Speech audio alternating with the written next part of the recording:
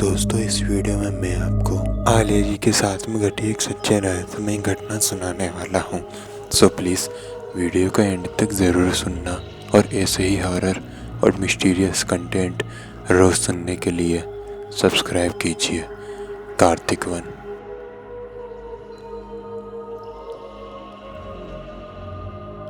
मेरा नाम आलिया है। ये घटना मेरे साथ 2017 में घटी थी। दरअसल ये घटना मेरे साथ मेरे स्कूल में घटी थी। मैं मेरे ही एक दोस्त जिसका नाम हर्षित था, मैं उसके साथ मेरे ही स्कूल के टॉप फ्लोर पर जा रही थी क्योंकि हमें हमारे प्रिंसिपल ने पुराने कुछ डॉक्यूमेंट्स को उन टॉप फ्लोर पर रखे अलमारियों में से निकालने के लिए कहा था। और मेरे साथ उस वक्त मेरा दोस्त हर्षित मौजूद था और हम दोनों मिलकर ऊपर गए और उन डॉक्यूमेंट्स को ढूंढने लगे। जब हम लोग मिलकर उन डॉक्यूमेंट्स को ढूंढ रहे थे और मैं एक अलमारी में जाकर उन डॉक्यूमेंट्स को ढूंढ रही थी तो मुझे एक आवाज़ सुनाई दी और वो आवाज़ मुझे कह रही थी कि तुम लोग यहाँ क्या कर रहे हो। वो बहुत ही ज़्यादा तीखी और दरदराती आवाज़ थी, लेकिन मैंने उस बात पर ध्यान नहीं दिया।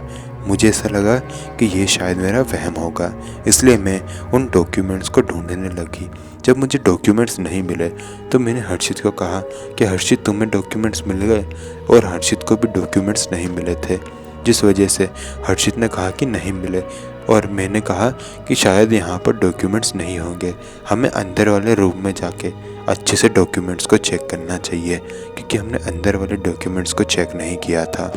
तो मैं और हर्षित अंदर वाले कमरे में गए और एक एक ड्रॉअर को खोलकर उन डॉक्यूमेंट्स को ढूंढने लगे, लेकिन हमें वहाँ पर कोई भी डॉक्यूमेंट्स नहीं मिल रहे थे। लेकिन जब मैं उन ड्रॉअर्स को चेक कर रही थी तो एक ड्रॉअर के अंदर मुझे एक फ़ोटो दिखाई दी जिसमें एक बहुत ही ज़्यादा डरावनी सी औरत बनी हुई थी और उसके हाथ में काला जादू का सामान था।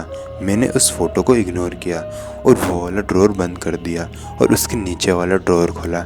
उसके अंदर एक कुछ काला जादू का सामान पड़ा हुआ था। मैंने उस काला जादू वाले सामान को हटा के देखा, लेकिन मुझे वहाँ भी डॉक्यूमेंट्स नहीं मिले। मैंने उस ड्रॉअर को भी बंद कर दिया और हर्षित को साथ में लेकर नीचे चले गई। नीचे जाके प्रिंसिपल मैम को मैंने कहा कि हमें कोई डॉक्यूमेंट्स नहीं मिले और मैंने उस फ़ोटो के बारे में और उस काला जादू वाली चीज़ों के बारे में भी प्रिंसिपल मैम को बताया। और उन्होंने फिर मुझे कहा कि कहीं तुमने उस काला जादू वाले सामान को हाथ तो नहीं लगाया। तो मैंने उन्हें कहा कि मैंने उन्हें हाथ लगा दिया है क्योंकि मुझे वो डॉक्यूमेंट ढूंढने थे। तो प्रिंसिपल मैम ने कहा कि ये तुमने बहुत बड़ी गलती कर दी है और इसके आगे तुम्हारे साथ जो कुछ भी होगा उसके ज़िम्मेदार तुम खुद होगे। उस वक्त हर्षित मेरे साथ नहीं था। हर्षित सीधे अपने क्लास में चला गया था और मैं प्रिंसिपल मैम के पास चले गई थी बताने के लिए कि हमें कोई डॉक्यूमेंट्स नहीं मिले।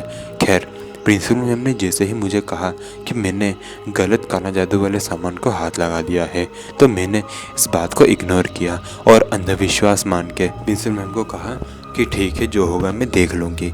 और उसके बाद मैं उस प्रिंसिपल वाले ऑफिस से निकल गई और अपने क्लास में चले गई। वो पूरा स्कूल का दिन मेरा अच्छे से बीत गया और जब मैं घर में गई और घर पे जाके भी मैंने ये सारी घटना अपने मम्मी को बताई तो मम्मी ने भी मुझे यही कहा कि ये सब अंधविश्वास है, ऐसा कुछ भी नहीं होता है। और उसके बाद मैं अपने कमरे में सोने चले गई। जब मैं अपने कमरे में सोने गई तो मुझे मेरे बिस्तर के नीचे से किसी के ठक ठक करने की आवाज़ें क्लियरली सुनाई दे रही थी। उसके बाद वही आवाज़ें मुझे मेरे पीछे वाले दीवार से सुनाई देने लगी और धीरे धीरे करके ये आवाज़ें बढ़ती जा रही थी और मैं डरती जा रही थी। मैं क्या कर सकती थी, मैं ये सोच रही थी। धीरे धीरे करके ये आवाज़ें बिल्कुल बंद हो गई।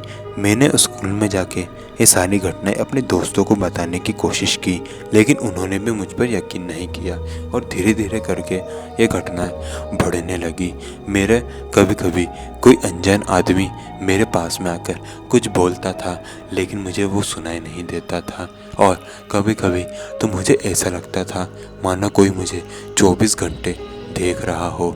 और फिर धीरे धीरे करके जब घटना बढ़ने लगी तो मैंने हमारे ही एक फैमिली पंडित जी को इस घटना के बारे में बताया और उन्होंने मुझे बताया कि मैंने जिस काला जादू वाले सामान को हाथ लगाया था उसके अंदर एक बुरी शक्ति निवास कर रही थी और मैंने उसे हाथ लगाकर गलती कर दी। इसके बाद पंडित जी ने मुझे कहा कि डरने वाली कोई बात नहीं है, ये शक्ति इतनी ज़्यादा शक्तिशाली नहीं है, जिस वजह से उस शक्ति ने मुझे इतना कुछ खास नुकसान नहीं पहुंचाया। उसके बाद पंडित जी ने मुझे एक धागा बांधने को कहा और कहा कि इसे 1 हफ्ते बाद उतारना, उसके पहले मत उतारना।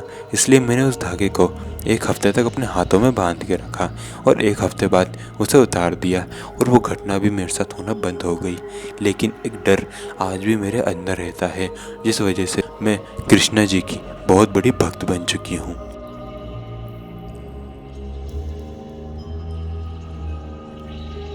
दोस्तों, मैं जानता हूँ आपको ये कहानी थोड़ी अजीब सी लग रही होगी, लेकिन मैं जानता हूँ ये कहानी बिल्कुल रियल है, क्योंकि ऐसी ही कुछ घटनाएं मैंने खुद मेरी आंखों के सामने होते हुए देखी हैं। इसलिए मैं जानता हूँ ये वीडियो में जो मैंने आपको जो कहानी सुनाई है ये बिल्कुल रियल है और आप लोग भी इसे रियल मानिएगा। ये बिल्कुल भी फेक स्टोरी नहीं है और जब भी मैं आपको कोई कहानी सुनाता हूँ तो वो एकदम रियल ही होती है और हमेशा मैं रियल ही कहानी आपको सुनाता आऊँगा।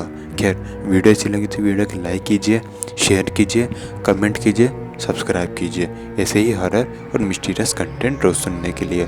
और अगर आपको मुझसे कुछ बात करनी है तो इंस्टाग्राम का लिंक आपको मिल जाएगा डिस्क्रिप्शन बॉक्स में। मिलते हैं नेक्स्ट वीडियो में, तब तक के लिए जय हिंद, जय भारत।